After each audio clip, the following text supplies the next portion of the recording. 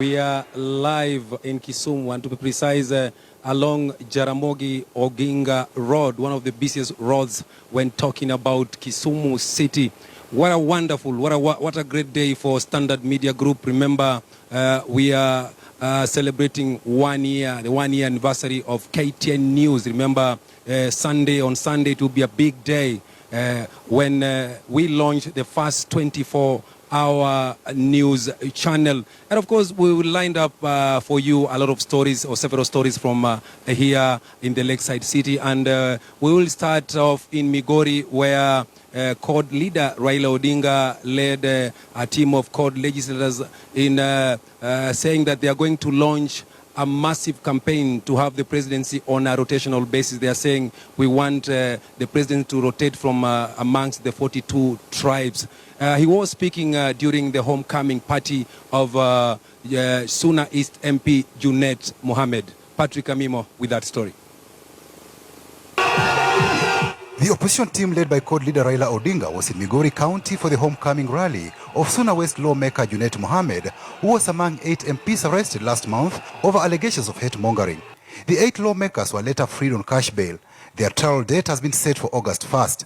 The leaders and their supporters converged at Migori Stadium, where they launched a campaign for a rotational presidency. The leaders said only 2 communities have benefited from the coveted seat since independence and want the goodies spread to other communities. The leaders said comprehensive electoral reforms should be enacted ahead of the 2017 polls. We want the select committee to speed up its work and come up with recommendations of how to replace the current IEC. The Joint Parliamentary Select Committee has 30 days to receive views from stakeholders on the fate of IEBC, its secretariat and electoral reforms that will ensure the August 2017 elections are free, fair, simple and transparent. We want a new register. We want the old register to be scrapped so that we start from afresh, a new register. Thirdly, we would like our people to be empowered through issuance of ID cards. We want each and every person who has reached the maturity age to be allowed to get an ID card so that they can register as voters in our country. The leaders ignored calls from the crowd that they comment on Ababu Namwamba and Paulo Toma, who have publicly said they had resigned from their party positions in ODM, though the 2 leaders are yet to officially hand in their resignation letters. At the rally, Migori Governor Okoth Obado, who campaigned on a People Democratic Party ticket, said he would defend his seat on an ODM ticket. Mimi niko na nyinyi. 2013 mimi pamoja na Ododara si tulikuwa kwa ODM. Bado tuko papo hapo. Na wacha niseme wakati huu tumekita mzizi sawa sawa. Na yote ambaye anafikiria atakuja kutuongoa ovyo ama kwa rahisi, huyo anaota ile ndoto kubwa ambayo saa zingine hataona. The opposition has lined up a series of public rallies across the country to sell their agenda and convince Kenyan voters to elect them into government. Patrick Amimo, KTN News. Despite Kisumu harboring the second largest freshwater lake in the world in the name of Lake Victoria, you can't believe that people here are feeding on fish made in China. Yes, businessmen are importing fish from China, and it's very interesting. So I was wondering whether is there a problem with Lake Victoria? Let's take a look at that story. 78 years old Joseph Ndati from Dunga Beach in Kisumu is a retired fisherman. He knows much about Lake Victoria, having traversed the expansive lake searching for fish during his heydays.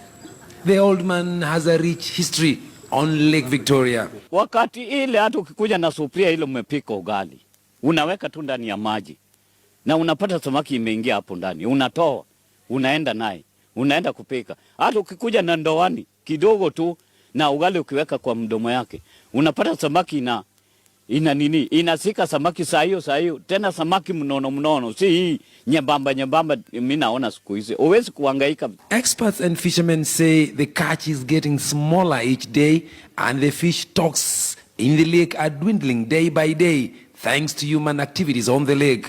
Hapo zamani nikiwa mdogo hii maji ilikuwa fresh kabisa, ukiangalia unaweza ona kitu kenye kiko chini, lakini saa hizi huwezi kaiona. Na ile bitter coast pia walipoiziba pia ilileta shida kwa kuwa current. Bunga alijua vile alifanya ukule Mbita iwe an island na huku iwe Inya.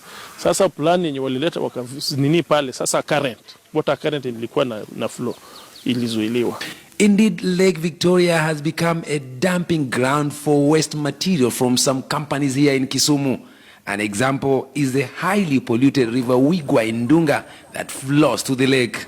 Ni factories yenye inajulikana, factory ni hii na hii na hii, kila kitu yenye inawapiga inaenda direct kwa lake. The government has its share of blame too. Tunavua na tuko na tabu. Sasa kama serikali inaweza kuchukua jukumu ya kungoja bahari, inaweza kukua mzuri. Kwa maana siku hizi hata sioni kama serikali inachukua jukumu ya kufunga bahari. Kama wazungu walikuwa nafunga bahari, kufikia mwezi wa 4 hakuna boat inaenda kwa maji inavua samaki. Hii bahari inaweza kurudi mzuri. As the catch continues to get smaller, some fishermen are making things worse by catching immature fish. Nafanya biashara ya omena hapa Dunga Beach. Alafu saa hii omena iko kidogo, sio kama zamani. Tunapata kidogo.